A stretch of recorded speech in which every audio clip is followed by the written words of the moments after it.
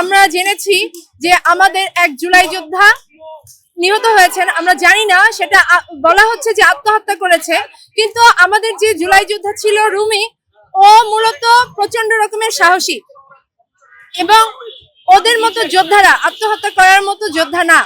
তো এইভাবে অ্যাসিসিনেশন করা হচ্ছে এবং বিভিন্ন ভাবে ট্যাগিং করা হচ্ছে, আত্মহত্যা করেছে বা মরে গিয়েছে।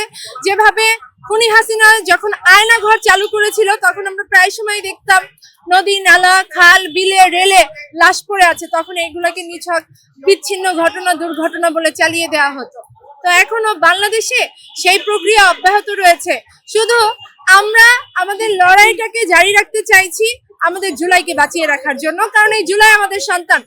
আপনারা হয়তো ভুলে যেতে পারেন যে আপনারা আমাদের রক্তের বিনিময়ে চেয়ারে যেয়ে বসেছেন, কিন্তু এটাই আপনাদের শেষ না। আমরা জুলাইকে যারা এখন পর্যন্ত বাঁচিয়ে রাখতে চাই, আপনারা যদি মনে করেন যে হাদি ভাইয়ের এই হামলাকারীদের বিচার করবেন না, তাহলে আপনাদের গদিও বেশি দিন টিকবে না।